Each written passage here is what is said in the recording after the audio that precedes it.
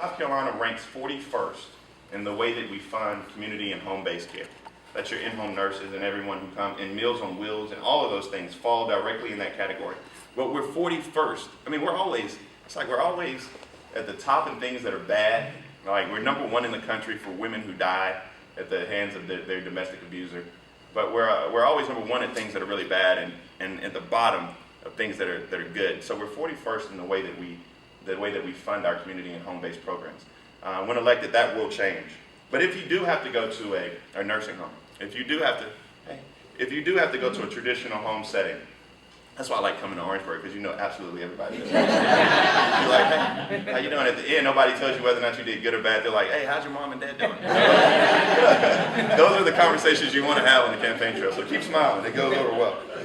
So one thing that people don't know is that over the last 3.5 years, our current administration has cut 389,000 nursing home beds, Medicaid beds. So many people don't know what that means until you have a relative who gets an eviction notice from a nursing home. You do know they will evict you in the nursing home, right? And the reason they will evict you is because you don't have Medicaid. Medicaid's no longer paying for you to stay there. I was with a lady the other day. I was on the front page of the Post and Courier, and it was the cutest picture.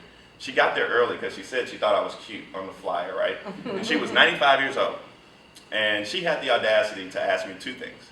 She said, Bakari, first she called me Baraki. I get that out everywhere. After we sorted it out to Bakari, she said, I want to be your date to your inaugural ball. When you get inaugurated, I want to be your date. And I said, yes, ma'am, you can be my date. And then she had the audacity to say, but I need 2 tickets because I want to bring a friend. So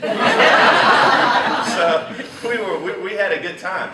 But her neighbor, one of her good friends, Dot, was there, and she grabbed my hands as I was speaking to the entire crowd. It was media all over the place. Everybody was dressed real nice, and it was a good event.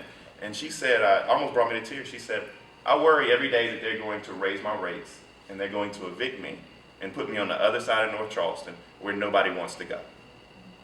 And you know, when you think about that, you're 90 years old and you're worried about whether or not you're going to be evicted from your nursing home.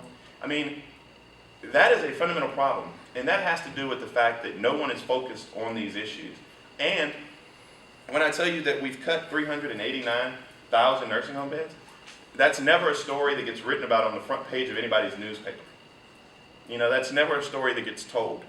These ladies who are getting evicted from nursing homes, I mean, that is a story that has to be told, because that is not something that is morally or ethically something that we should allow to happen.